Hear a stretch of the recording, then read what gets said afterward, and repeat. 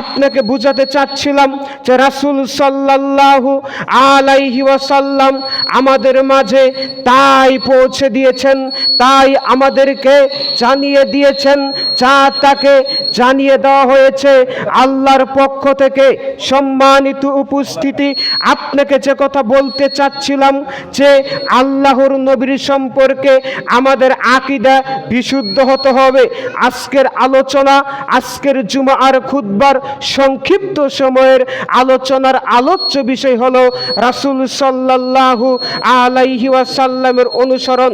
সম্মানিত উপস্থিতি, আপনাকে তার আগে যে কথা বলবো সেটি হলো আপনি মনোযোগ দিয়ে আলোচনা শ্রবণ করবেন, ওইভাবে শ্রবণ করবেন একটা বোতল থেকে আরেকটা বোতলের ভিতরে যেরকম দুধ ডালা হয়, আপনার চিন্তা থাকে এই দুধের দাম অনেক, যদি দুধ মাটিতে পড়ে তাহলে আমার টাকা লস হয়ে যাবে, আমি কষ্টের টাকা দিয়ে আমার সন্তান পরীক্ষা দিবে, আমি 1 কেজি দুধ কিনেছি, তাই এই দুধটা যখন আপনি একটা বোতলের ভিতরে ঢালবেন তখন আপনাকে খুব খেয়াল করে খুব সুন্দরভাবে ঢালতে হবে, কারণ ওই দুধটুকু যেন কোথায় না পড়ে, মাটিতে না পড়ে।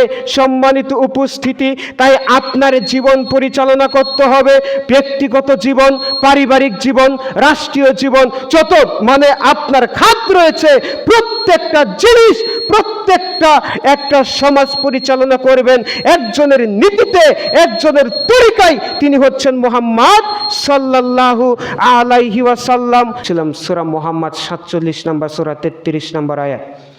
মহান আল্লাহ বলেন, ইয়া আইয়ুহাল্লাযীনা আমানু, হে পৃথিবীর ঈমানদারগণ, তোমরা যারা ঈমান এনেছ আল্লাহর উপরে, তোমরা যারা ঈমান এনেছ ফেরেশতা মণ্ডলীর উপরে, তোমরা যারা ঈমান এনেছ নবী রাসূলগণের উপরে, তোমরা যারা ঈমান এনেছ আসমানি কিতাব সমূহের উপরে, তোমরা যারা ঈমান এনেছ পরকালের উপরে, তোমরা যারা ঈমান এনেছ তাকদীরের ভালো মন্দের প্রতি, ভালো মন্দের উপরে, তাদেরকে আল্লাহ বলছেন আতিউল্লাহ, তোমরা আল্লাহর আনুগত্য করো, ওয়া আতিউর রাসূলা, রাসূলের আনুগত্য করো, রাসূলের অনুসরণ করো, ওয়ালা তুবতিলু আমালাকুম, আর জেনে রাখো তোমাদের আমলগুলোকে তোমরা বাতিল করো না। অত্র আয়াত দ্বারা বোঝা যায় যে সর্বপ্রথম যার আনুগত্য করতে হবে তিনি হচ্ছেন আল্লাহ। তার মানে এদেশের মাটিতে এক শ্রেণীর ভণ্ডরা তারা আল্লাহকে বাদ দিয়ে রাসূলকে অধিক সম্মান করে। তাই তো তাহিরি পাগলা বলল আল্লাহর ধন রাসূলকে দিয়া, আল্লাহ গেল গায়েব হইয়া, রাসূলের ধন খাজা পায়া শুয়ে আছে আজমিরে, কেউ ফিরে না খালি হাতে বাবা তোমার দরবারে। এ কথা তাহিরি পাগলা বলে না, তো ও তো বলে থাকে, তার মানে এটা হচ্ছে ভণ্ডামি, বলে নাউজুবিল্লাহ। সম্মানিত উপস্থিতি, এদেশের মাটিতে আরেকটা হয় মিলাদ মাহফিল। তারা আবার মিলাদ মাহফিলে আরেকটা জিনিস করে, সেটা হচ্ছে যখন তারা আলোচনা করে, আলোচনার পরে যখন দরুদ পাঠ করে, কি পাঠ করে কথা বলে দরুদ পাঠ করে, তারা বলে তখন নাকি রাসূল এসে কি হয়, উপস্থিত হয়। সে কারণে দেখবেন তারা একটা চেয়ার ফাঁকা রাখে, একটা চেয়ার কি রাখে, ফাঁকা রাখে। তো আমার প্রশ্ন আছে, প্রশ্ন কি, যে তুমি যে টাইমে দরুদ পড়ছো একই টাইমে তো অনেক জায়গায় দরুদ পড়ছে, তাই না? তো একজন নবী দরুদ পড়ার সাথে সাথে কই জায়গায় যাবে? কথা বুঝেননি মনে হয়। তো এগুলা ভণ্ডামি ছাড়া কিছু। রাসূল মৃত নবী আর তারা বলে হায়াতুন নবী। তো রাসূল যেহেতু মৃত্যুবরণ করেছেন, এখন রাসূল আসবেন? কথা বুঝেননি মনে হয়। এটা হচ্ছে তাদের আল্লাহর চাইতে তারা রাসূলকে বেশি কি করে, মোহাব্বত করে। আর আমরা যারা আহলে হাদিস দাবিদার, আমরা শুধু রাসূলকে বেশি মহব্বত করি না, শুধু আল্লাহকে বেশি মহব্বত করি না, আমরা যার যতটুক দরকার আমরা ততটুকুই মূল্যায়ন করি। মানে আল্লাহকে যতটুক ভালোবাসা দরকার আমরা ততটুক করি এবং কি চেষ্টা করি।